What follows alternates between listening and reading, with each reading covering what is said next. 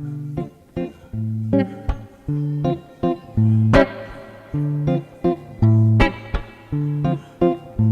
m'arrive de recevoir des personnes qui m'apparaissent comme si elles venaient de recevoir des coups, toutes blessées, toutes abîmées. C'est l'image que j'ai d'elles, alors qu'elles ne sont pas du tout réellement, ça n'est pas la vraie image qu'elles donnent, mais c'est l'image interne qu'elles suscitent en moi. Et effectivement, ce sont des gens qui ont reçu bien des bosses, des cabosses et des bleus de la vie.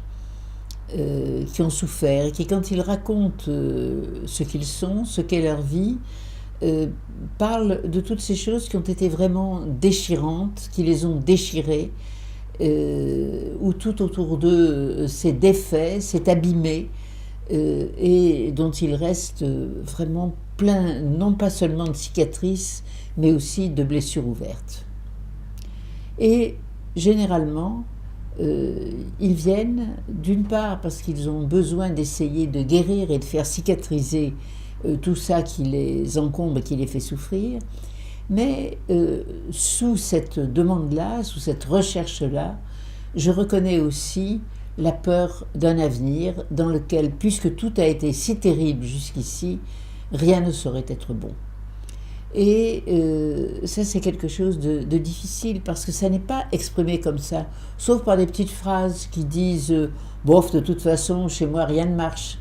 Ou bien, il va arriver quelque chose de bien chez ma fille, mais pourquoi ça serait bien? On a eu des ennuis avec les enfants, etc. Des remarques de cet ordre-là qui disent l'avenir ne peut pas être bon, parce que je sais à quel point la vie est mauvaise. Pour moi, elle a été mauvaise tout le temps.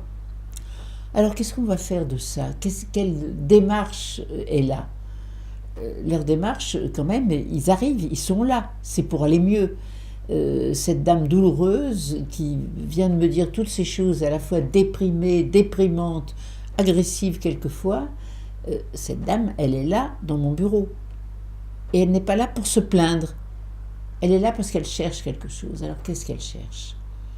Je me dis que probablement elle cherche à comprendre ce qui a fait que les choses se sont si mal passées avant. Peut-être à s'apercevoir que tout n'est pas de sa faute, alors que quelqu'un d'autre va avoir à s'apercevoir que tout n'est pas de la faute des autres. Parce que c'est la même blessure. Si je me dis que tout a raté dans ma vie parce que j'ai pas su m'en débrouiller, c'est une profonde blessure. Mais si je me dis tout a raté dans ma vie jusqu'ici parce que le monde est mauvais et méchant, eh bien la blessure est tout aussi grande. Et de cela, qu'est-ce qu'il sort? Que j'ai tout raté parce que j'étais nulle, donc que je vais continuer à tout rater puisque je suis nulle. Ou bien que tout a été catastrophique dans ma vie parce que le monde est mauvais, le monde ne va pas s'arranger, donc tout va continuer à aller mal. Et c'est de cette imperturbable logique qu'il faut que nous arrivions à sortir. Alors, je ne vais sûrement pas entrer en discussion, en démonstration, pas du tout.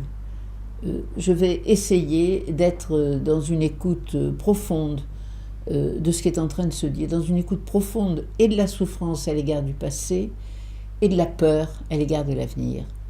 Et je pense qu'à force de laisser tout ça s'exprimer, et de temps en temps d'offrir l'idée qu'il y a peut-être un autre pôle de regard qu'on pourrait expérimenter, que peut-être ici, il y a un petit chemin qu'on n'a pas vu, alors quelque chose arrivera. Et je garde toujours le souvenir très ému de cette fois où, dans les débuts de ma pratique, une patiente très malheureuse et qui, depuis très longtemps, attribuait tout son malheur à sa mère qui ne l'avait pas aimée et qui était vraiment une mauvaise mère, pas gentille, toujours occupée, etc., etc. Et où cette personne me dit, à un moment où elle recommençait à parler de toute cette souffrance, s'arrête et dit « Mais je pense que quand même ma mère, elle a dû avoir une vie difficile. » Et au moment où elle dit cette phrase, alors je me dis « Ça y est, elle a pris un tournant. » Elle regarde ailleurs, elle voit un peu autrement. Donc à partir de cette possibilité-là, le reste va s'ouvrir. Effectivement, c'était l'ouverture vers un autre regard, et sur le passé, et par conséquent sur l'avenir. Et ça, c'est cette espèce d'espérance qu'il ne nous faut jamais perdre, que nous arriverons à trouver le tout petit bout de chemin que nous n'avions pas vu jusqu'ici.